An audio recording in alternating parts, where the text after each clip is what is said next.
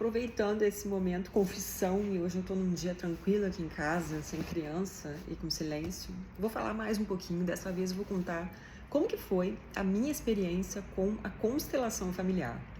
E eu dou muita risada, porque eu vejo muita gente falando mal da constelação familiar, falando que é charlatanismo, um monte de coisa.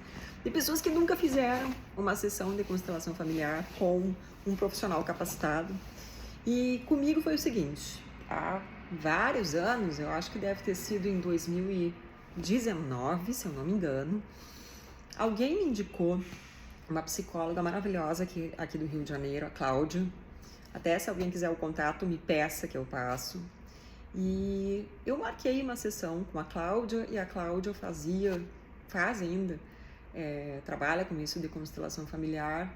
E foi engraçado, porque a pessoa que me indicou, ela falou assim, cara, só vai fazer, vê o que você pensa e sente, porque comigo foi maravilhoso e eu indico para todo mundo, porque acho que as pessoas podem se beneficiar disso e elas não sabem. E foi assim que eu marquei meu horário e fui lá. E eu fui sem saber nada. Eu lembro assim que eu tava pensando, será que é alguma...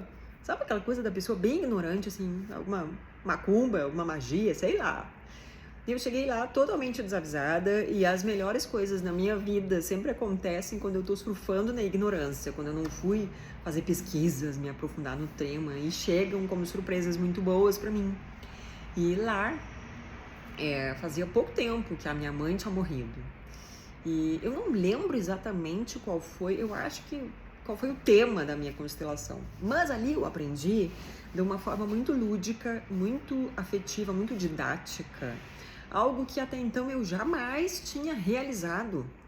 Que foi que eu, desde muito nova, desde muito criancinha, eu assumi papéis que não eram meus.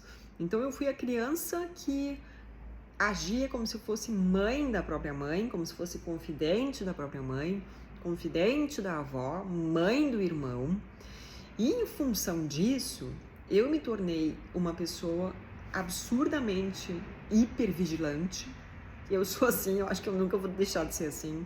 Eu tô sempre assim, eu tô aqui, mas eu tô sempre mapeando o ambiente para ver o que pode dar errado, o que vai acontecer, que catástrofe pode surgir, que eu preciso estar preparada para ela. Porque a minha vida na infância, na adolescência e boa parte da vida adulta foi isso, foi administrar catástrofes, brigas e tudo mais. E ter entendido que eu ocupava lugares e me colocava perante a vida e as pessoas dessa maneira, me deu, assim, muita compreensão de por que eu era como eu era, por que os meus relacionamentos eram como eram, por que a minha vida era como era. Então, quando você entende, realiza isso, é muito transformador. E até hoje eu falo para as pessoas que quando alguém vem me pedir conselho de alguma coisa, eu sempre digo, cara, faz uma sessão desse negócio só para você ver se você aprende alguma coisa, porque para mim foi extremamente transformador. E eu lembro nessa vez que eu fui lá, depois eu acabei indo mais uma vez para fazer de novo. E aí eu lembro que ela falou, a gente nunca pensa que a gente é arrogante, que a gente está se colocando como maior do que nós realmente somos perante várias situações. Então ela me mostrou, por exemplo, pegando meu bonequinho e colocando em cima de uma cadeira para conversar com várias pessoas da minha vida. Era como se aquela criança subisse numa cadeira e ficasse olhando de cima para as outras pessoas, sabe? Aquilo do eu sei mais que vocês, eu sou mais capaz do que vocês. E aí hoje eu vejo, assim, comentários que eu fazia de falar dos adultos da minha vida de uma forma extremamente arrogante, assim, bando de incompetente. E porque eu achava que eu era mais competente que os adultos, porque eu fui obrigada a ser, em função da minha família absolutamente disfuncional de origem, eu me vi tendo que ser a criança que resolvia coisas, assim. Então, hoje eu penso, cara, às vezes eu sinto que eu sou muito dura com o meu filho de 6 anos, porque eu não quero, eu acho que ter sido essa criança que foi obrigada a crescer, a amadurecer tão nova, me ajudou muito, E hoje, assim, não tenho medo de nada, porque eu sei que eu sou completamente capaz de enfrentar o que aparecer, a gente dá um jeito. E acho que isso é muito bom para a vida real. Toda pessoa deveria desenvolver essa habilidade, não na base do sofrimento, da maneira como foi comigo, mas de outras formas.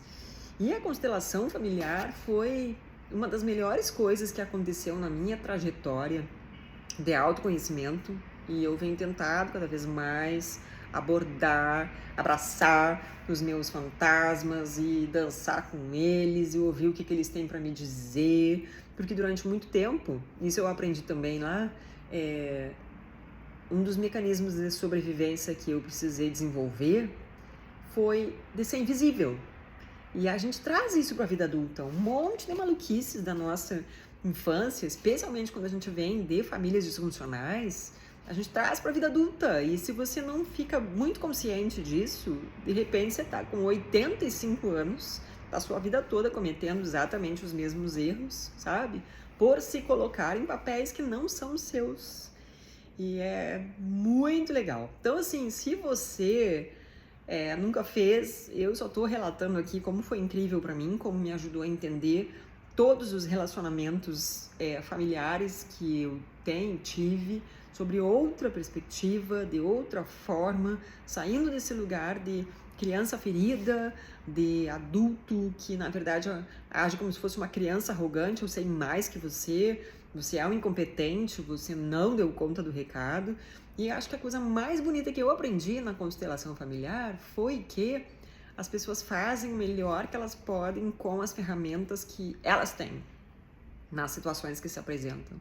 Então, quando você é uma pessoa como eu, que teve a infância tão marcada de uma forma tão negativa por causa das incapacidades emocionais e financeiras e físicas e tudo mais, relacionais dos adultos, você fica carregando aquela raiva que eu confesso que eu carrego até hoje, ainda é uma coisa que eu preciso muito resolver, porque os adultos não foram adultos o suficiente, não se comportaram como adultos, como eles deveriam ter se comportado.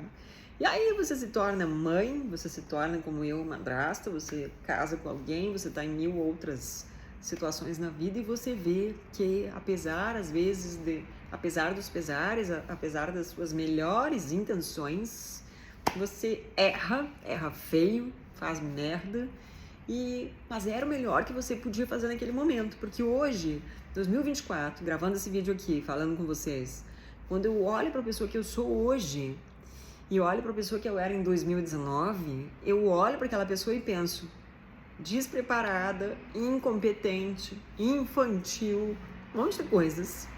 E esse processo de amadurecimento, de autoconhecimento, de adultecer, que é outra coisa que eu aprendi na constelação, adultecer, se colocar perante a vida, perante as pessoas como um adulto deve se colocar, ele é bem doloroso, mas é muito gratificante. Eu diria assim que a coisa que eu mais me orgulho atualmente a respeito da minha vida, de mim mesma, é de ter entrado de uma forma intencional nesse processo de amadurecimento, de autoconhecimento e de tentar colocar os nossos pedaços quebrados aí no lugar, porque cada pedaço que vai entrando no lugar vai te dando uma sensação de paz tão maravilhosa que às vezes eu penso que na hora que a gente cola o último pedacinho é a hora que a gente está pronto para ir pro próximo plano, porque a sensação física de colocar partes quebradas de você no lugar é muito maravilhosa.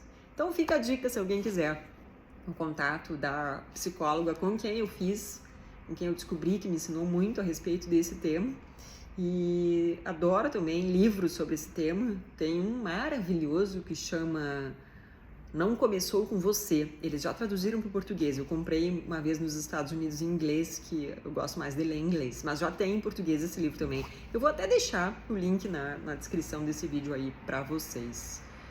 E é isso. Quem quiser mais dicas ou contar a sua experiência com o tema constelação familiar, deixa aí nos comentários.